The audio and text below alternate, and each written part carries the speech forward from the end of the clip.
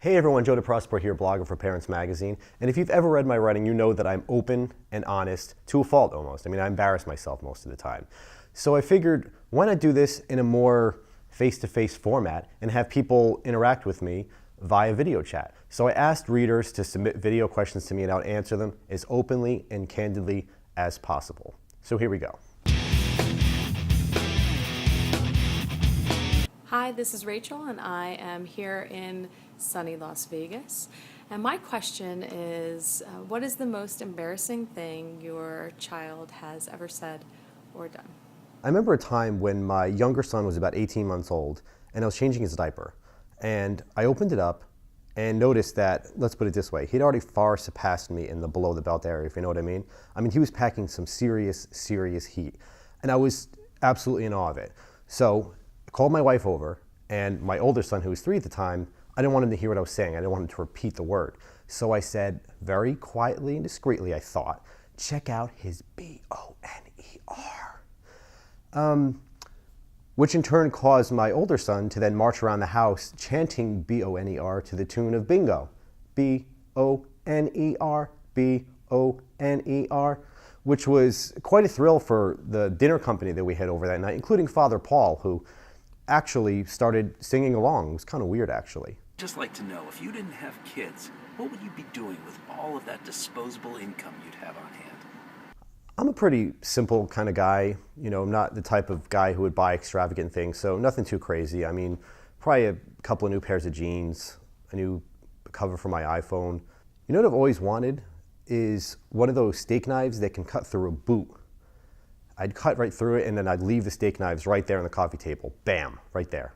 Karate lessons, bubble gum, an autographed discography of every artist I've ever liked, even a little bit. Something not made by Disney, Pixar, or DreamWorks. A pinball machine.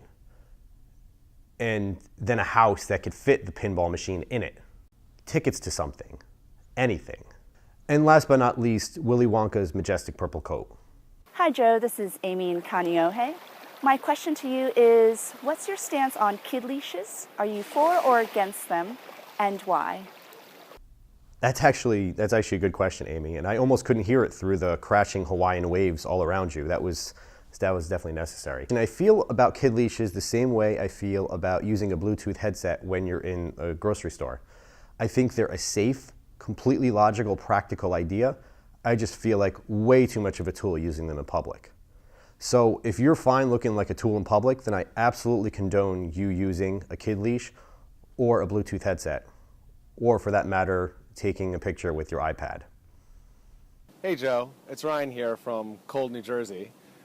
I was just wondering if you could somehow relate to something that recently happened with me. I have an adorable dog, and he will be playing with me, being cute, and we'll be having a good time. And almost as soon as playtime ends, he'll run off and do something terrible and naughty, and it really upsets me.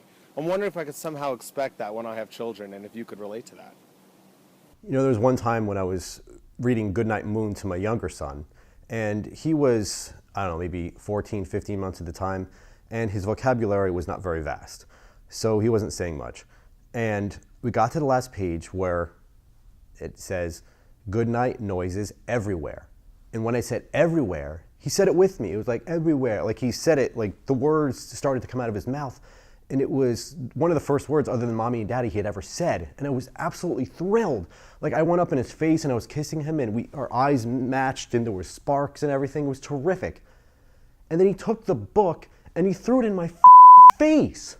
Like the spine of the book hit my gums like right there, and it was blood. It was like bleeding like a geyser, and my wife had to get a bucket of water and dump it over my head. And like I started regretting every life decision I've ever made. It's just awful, awful. I mean, I hated him in that moment. So to answer your question, yes. Yes, very much so. So thanks for your questions, everybody. I look forward to the next time we do this. This has been Joe DeProspero wishing you love, luck, and compromise.